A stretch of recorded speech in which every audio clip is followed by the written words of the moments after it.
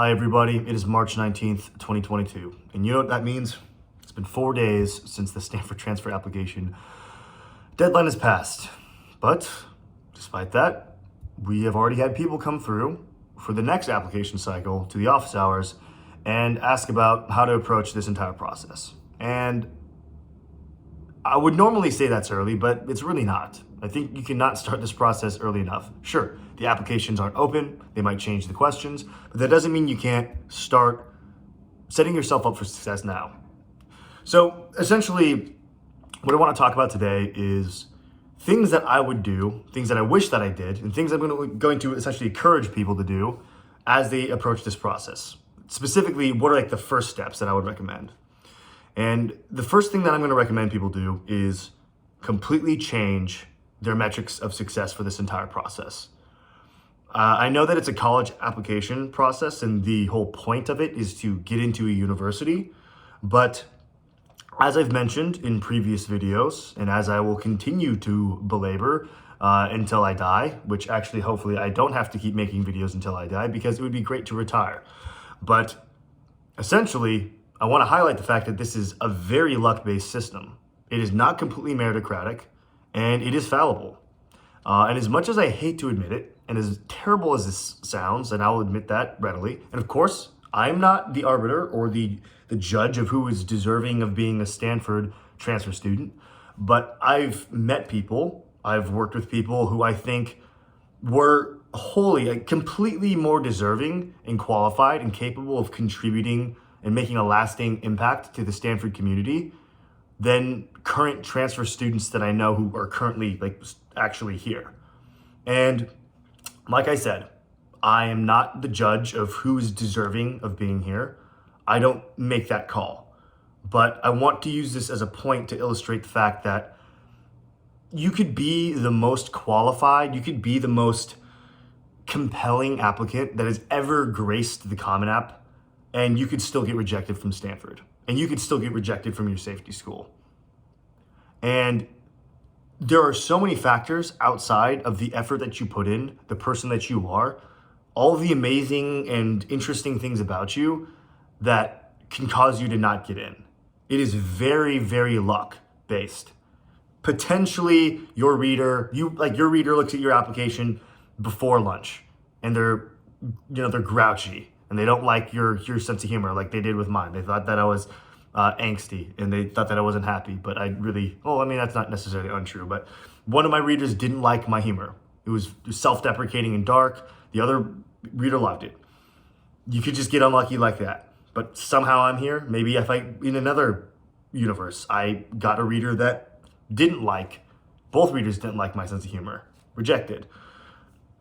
You could get a reader who is sleepy after dinner, doesn't quite get your sense of humor. It could be really funny, and then maybe they had the itis after eating their lunch and they're not paying attention completely.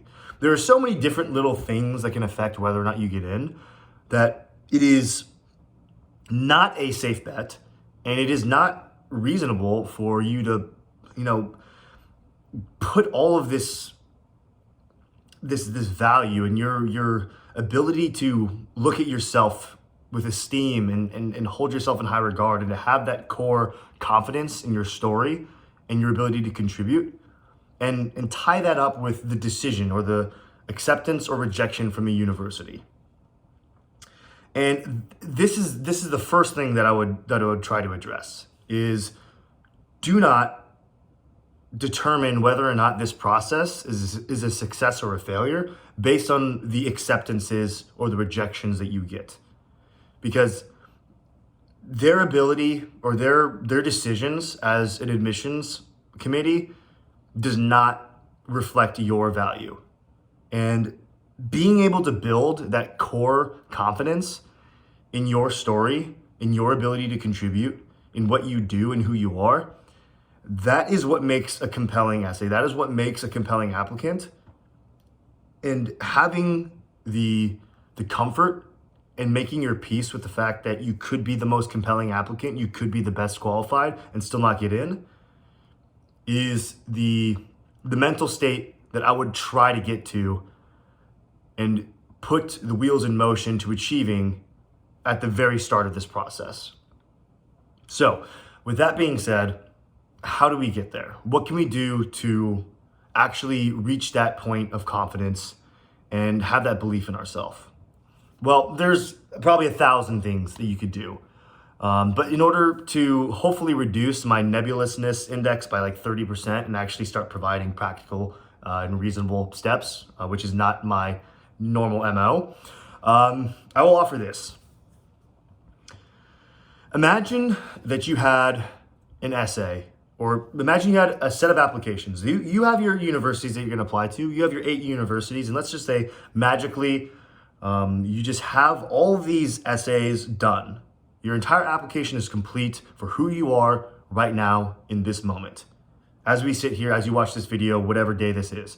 So March 19th, 2022, you have your essays in hand and you're ready to submit it in March 15th of 2023. Think about how you would live your life to get you to the point where even if you had these perfect representations, these essays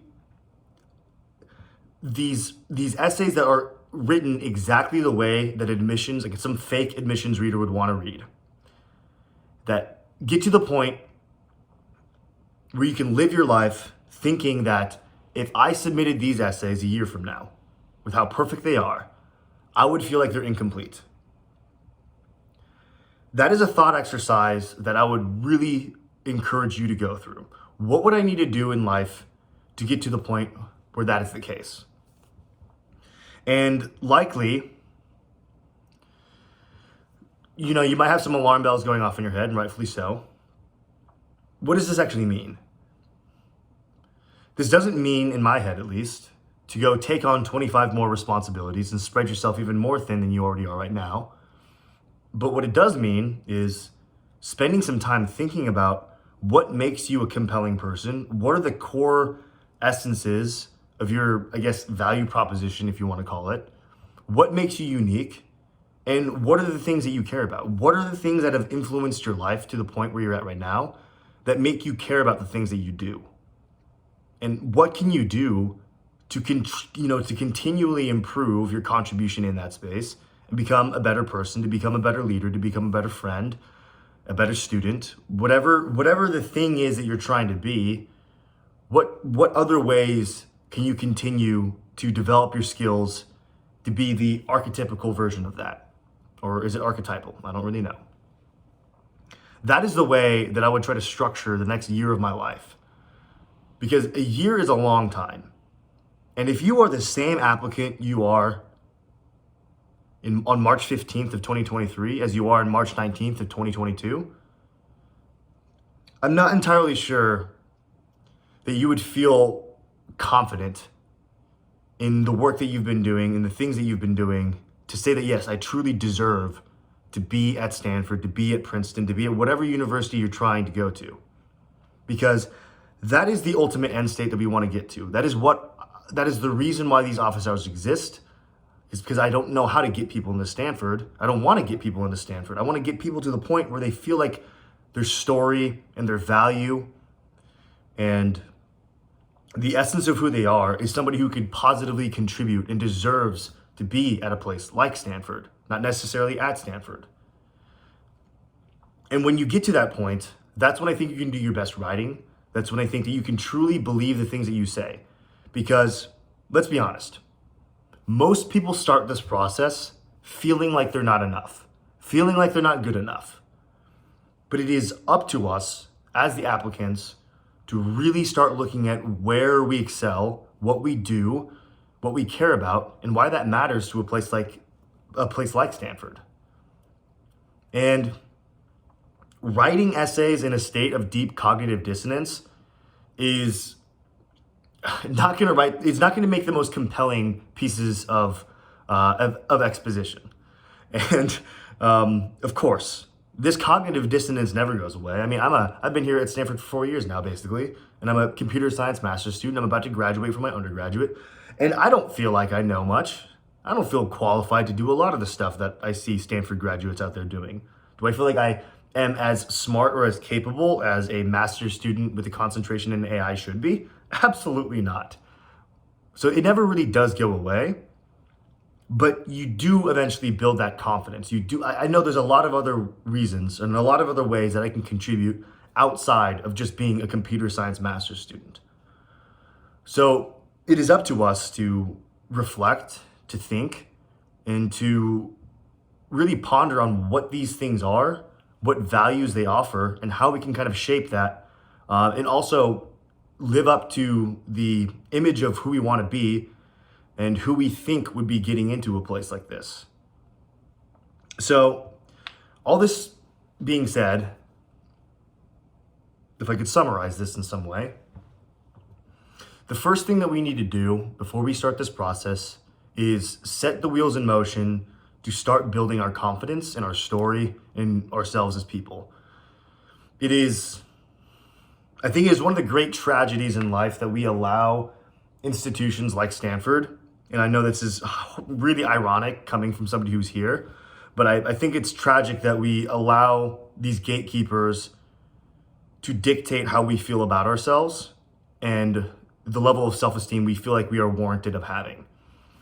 So knowing that, coming to terms with the fact that these admissions systems are fallible, that they are not perfect, that they're not a reflection of your value as a person, is a great thing to start with. And from that point on, then we can start building that faith in ourselves, that faith in our story, and not just who we are now. Never settle. Don't rest on your laurels, but to continuously build the person we are today to hopefully become the person that we aspire to be a year from now, or 5 years from now, or 10 years from now, and just not stop that continual path in growth. So that is the way that I would approach this process for the first couple of months. Act as if, even if you wrote the perfect essays right now, that they would not be the essays that you want to submit a year from now. Because hopefully, if you're doing this right, that'll be the case. So that's all I wanted to talk about today. I hope that as you approach this process, you can use a little bit of this and integrate it into your general workflow. But once again, I encourage you to come by the office hour sessions. They happen every other Thursday. I'll release a schedule in the description of this video because I know that the last video is a little bit outdated. But I really hope that this is at least a starting point for people to work off of as they stare down the abyss that is this entire process. So I wish you all the best of luck. And once again, for the people who just submitted, congratulations. I want to recognize the immense amount of hard work and dedication that it takes to go through this entire process. And I'm really excited to hear about people's success, however they define it, and see where everybody ends up. So once again, thank you everybody for watching, and I hope that you can take something from this, and see you at office hours.